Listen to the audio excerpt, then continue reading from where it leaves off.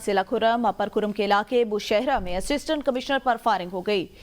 Police के मुताबिक firing से असिस्टेंट कमिश्नर सईद मनान जख्मी हो गए। असिस्टेंट कमिश्नर फायरबंदी के लिए पुलिस के हमरा बुशहरा गए थे। आपको बताएं, अपर खुर्रम के इलाके बुशहरा में असिस्टेंट कमिश्नर खुर्रम सईद मनान जख्मी हो गए। आपको बताएं, असिस्टेंट कमिश्नर फायरबंदी के लिए पुलिस के हमरा बुशहरा गए थे। इस मुतालिक आपको बताएं, अपर खुर्रम के इलाके बुशहरा में असिस्टेंट कमिश्नर पर फायरिंग की गई है। पुलिस के मुताबिक फायरिंग से असिस्टेंट कमिश्नर सईद मनान जख्मी हो गए। असिस्टेंट कमिश्नर फायरबंदी के लिए पुलिस के हमरा बुशहरा गए थे। आपको बता रहे हैं, अपर खुर्रम के इलाके बुशहरा में असिस्टेंट कमिश्नर पर फायरिंग की गई है। इस मुतालिक आपको बताएं, असिस्टेंट कमिश्नर फायरबंदी के लिए पुलिस के हमरा बुशहरा गए थे। खबर दें आपको, पाकिस्तानी लड़के से शादी के लिए कराची आने वाली ओनेजा से मुतलिक सनसनीखेज इंकशाफात सामने आ चुके हैं। ओनेजा एंड्रयू रॉबिन्सन का क्रिमिनल रिकॉर्ड गैर मुल्की वेबसाइट पर मौजूद है। वेबसाइट पर मौजूद तफसीलात के मुताबिक 2021 में ओनेजा को साउथ कैरोलिना की चार्ल्सटन काउंटी में गिरफ्तार किया गया था। उन पर वार्निंग के बावजूद किसी और की प्रॉपर्टी में जबरदस्ती घुसने का इल्जाम था। ओनेजा को गिरफ्तारी के बाद $465 का जुर्माना भी किया गया। वेबसाइट पर ओनेजा की तारीखी पैदाइश 12 जुलाई 1992 दर्ज है। अमरीकी खातून से मुतालिक नए तहलका खेज इंकशाफात सामने आ गए। खातून ओनेजा का अमरीका में बेटा मंजर-ए-आम पर आ गया। बेटे जेरेमिया एंड्रयू रॉबिन्सन ने वीडियो बयान में असल हकाइक से पर्दा उठा दिया। बेटे ने वालदा ओनेजा एंड्रयू को जहनी मरीजा करार दे दिया। वालदा पाकिस्तान में है, मेरी वालदा एक शख्स और उसके अहल खाना से मिलने पाकिस्तान गई थी। मजीद कहा, वालदा ने 2 हफ्ते के बाद वापस आना था लेकिन वो नहीं आई। मैंने वालदा को वापस आने के लिए मनाने की बहुत कोशिश की लेकिन नाकाम रहा। मेरे भाई और मैंने उनकी वापसी का टिकट भी करवाया। वालदा जहनी मरीजा हैं, उनमें सोचने समझने की सलाहियत नहीं है।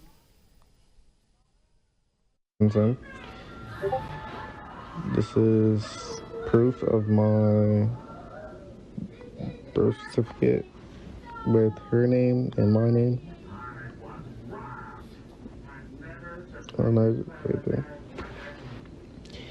I seen on the news in Pakistan that she was on the news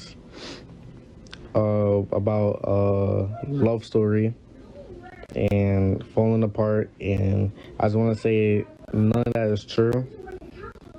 Her and Idel knew each other. Lahore से कराची जाने वाली शालीमार एक्सप्रेस शादरा के करीब हादसा, वाकई की सीसीटीवी फुटेज मंजर-ए-आम पर आ गई। शालीमार एक्सप्रेस हादसे की सीसीटीवी फुटेज में देखा जा सकता है कि शालीमार एक्सप्रेस की शादरा के करीब 3 बोगियां पटड़ी से उतर गईं। फुटेज में देखा जा सकता है किस तरह गाड़ी पटड़ी से डीरेल हुई। रेलवे हुकाम ने हादसे की जिम्मेदारी ड्राइवर पर डालकर कार्रवाई शुरू कर दी। हुकाम के मुताबिक ट्रेन के डीरेल होने के बाद भी ड्राइवर ने ओवर स्पीड जारी रखी। शालीमार एक्सप्रेस शादरा पुल से 1.5 किलोमीटर पहले डीरेल हो चुकी थी मगर ब्रेक नहीं लगाए गए। सुप्रीम कोर्ट में फौजी अदालतों में सिविलियन के ट्रायल के खिलाफ इंट्रा कोर्ट अपील पर जस्टिस अमीनुद्दीन खान की सरबराही में 7 रुकनी बेंच की समाअत पीर तक मुलतवी। Justice retired Jawad S Khawaja के वकील ख्वाजा अहमद हुसैन ने दलाल देते हुए कहा कि आम सिविलियन मिलिट्री एक्ट का सब्जेक्ट नहीं है। अफवाज पाकिस्तान के सिविल मुलाजमीन पर आर्मी एक्ट का इतलाक होता है। जस्टिस हसन अजहर रिजवी ने रिमार्क्स दिए कि रोज सुनने में आता है कि इतने जवान शहीद हो गए, हमलावर सिविलियंस होते हैं।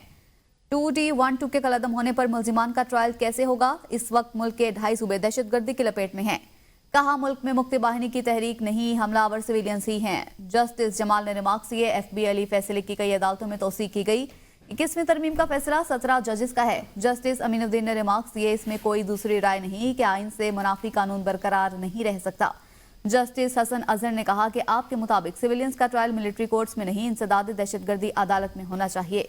दौरान समाअत साबिक chief justice Jawad S Khawaja के वकील ख्वाजा अहमद हुसैन ने कहा, ISPR ने 9 मई वाक़े पर 15 मई को एलामिया जारी किया। अदालत ने इस्तिफसार किया कि आपको एलामिया पर एतराज़ है। ख्वाजा अहमद हुसैन ने जवाब दिया, मेरा एलामिया पर कोई एतराज़ नहीं।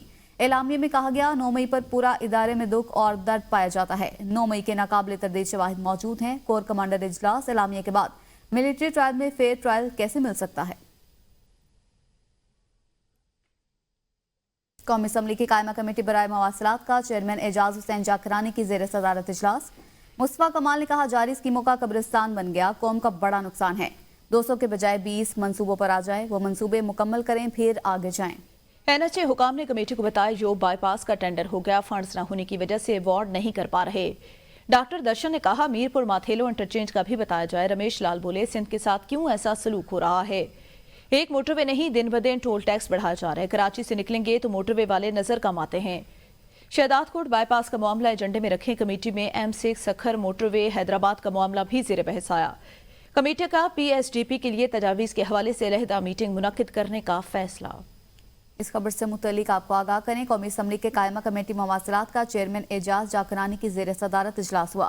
जारी स्कीमों का कब्रिस्तान बन गया, कौम का बड़ा नुकसान हुआ, मुस्तफा कमाल की जानिब से कहा गया है। इस्लामाबाद हाई कोर्ट में बानी PTI की अहलिया बुशरा बीबी से मुलाकात, बेटों से फोन पर बात और दीगर जेल सहूलियात फराहमी का ये केस है। चीफ जस्टिस आमिर फारूक ने 3 सफात पर मुश्तमिल तहरीरी फैसला जारी कर दिया। तहरीरी फैसले में कहा गया कि सुपरिटेंडेंट जेल के मुताबिक बानी PTI का मुस्तकिल बुनियाद पर मेडिकल चेकअप होता है। अगर किसी किस्म की कोई शिकायत हो तो मुनासिब इंतजाम करके प्राइवेट तौर पर भी चेकअप करवाया जा सकता है। जेल मैनुअल के मुताबिक जेल में बैरूनी मुल्क फोन कॉल की सहूलत मौजूद नहीं। बैरूनी मुल्क फोन कॉल की सहूलत तब दी जाती है जब अदालती ऑर्डर मौजूद हो। बानी PTI की जांच से वकील फैसल चौधरी एडवोकेट अदालत में पेश हुए। वज़ीर आला पंजाब मरियम नवाज का फौरी एक्शन। मुल्तान में West Indies cricket team protocol के दौरान बुजुर्ग शहरी पर तशद्दुद करने वाले पुलिस अफसर को मुअत्तल कर दिया। मुल्तान पुलिस ने SHO न्यू मुल्तान शफीक अहमद को गिरफ्तार कर लिया और मजीद कार्रवाई जारी है। वज़ीर आला पंजाब ने कहा कि पुलिस की इज्जत होती है तो क्या आम आदमी की इज्जत नहीं होती। मुझे अपने हर शहरी की इज्जत नफ्स का एहसास है। मजीद कहा कि किसी को आम आदमी पर जुल्म और ज्यादती की इजाजत नहीं दूंगी। तशद्दुद की फुटेज देखकर निहायत तकलीफ हुई। वज़ीर आला पंजाब ने वाक़ये को अफसोसनाक करार देते हुए कहा कि पुलिस को तशद्दुद का कोई हक नहीं।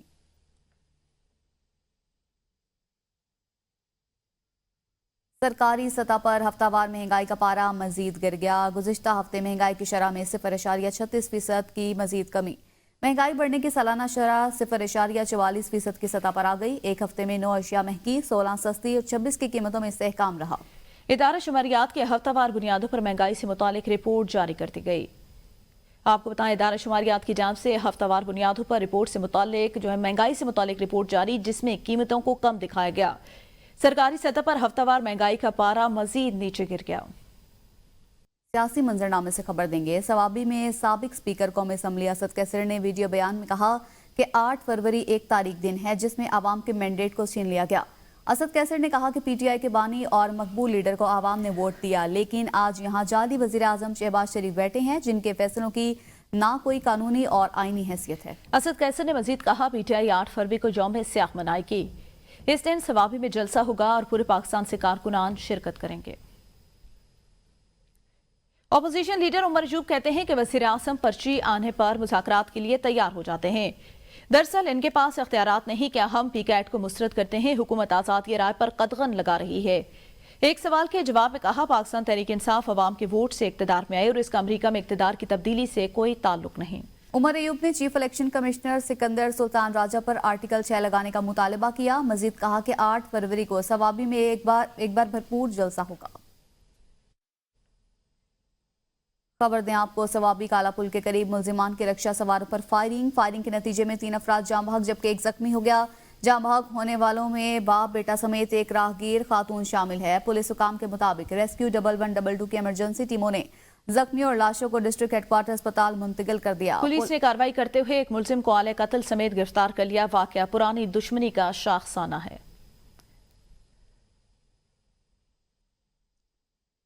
9 मई को बानी PTI की गिरफ्तारी के बाद 10 मई को फैजाबाद में पुलिस पर हमले और पुलिस चौकी जलाने पर 10 PTI कारकुनों की जमानतें मंजूर। इस्लामाबाद हाईकोर्ट ने इंसदाद दहशतगर्दी अदालत से सुनाई गई सजा मुअत्तल करने पर जमानत पर रिहा करने का हुक्म जारी कर दिया।